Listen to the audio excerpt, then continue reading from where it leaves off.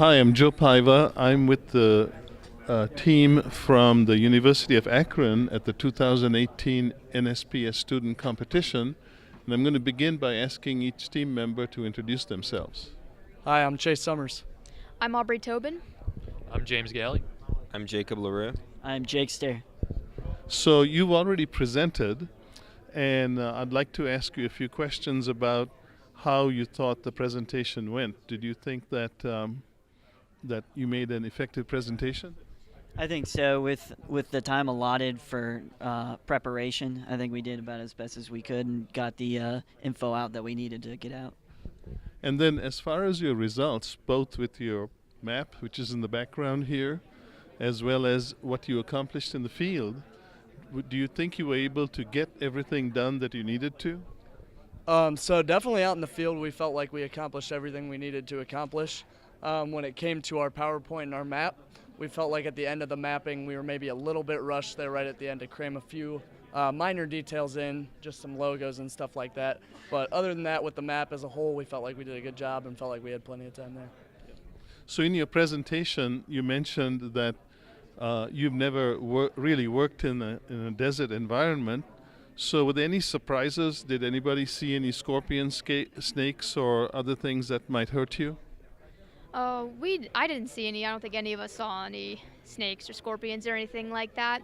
But definitely just some things. There was different vegetation just to be aware of, especially there were a few cactuses, some sharper plants that we are definitely not used to in Ohio. So just to be aware of that. And then I know that you did this entire survey with the only angle measuring instrument you had was a compass.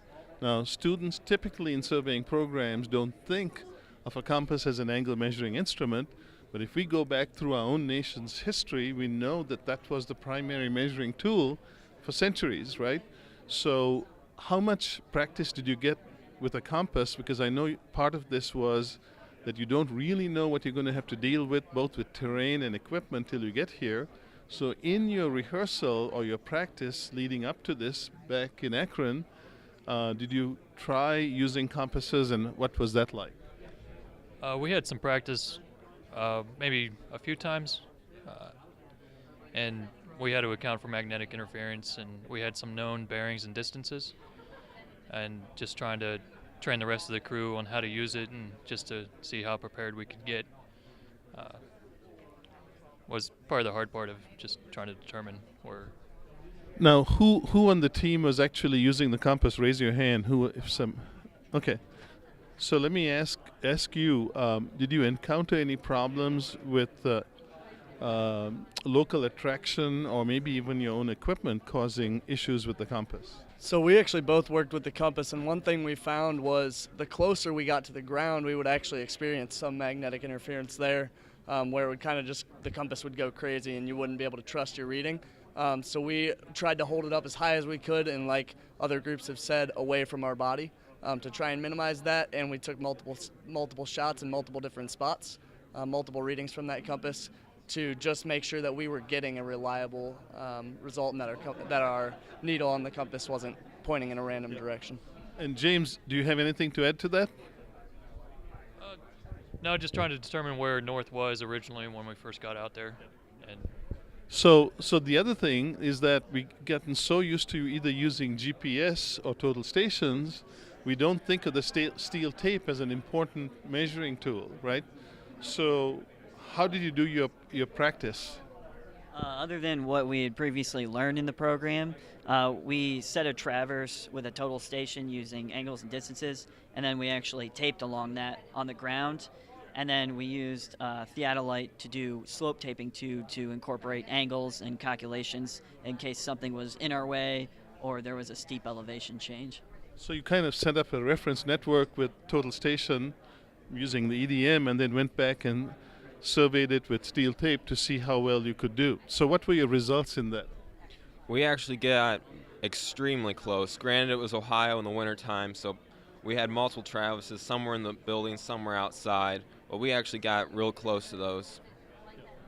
Of course, one of the things you probably didn't plan for was that sideways sag or the sideways curve of the tape because of the wind, right?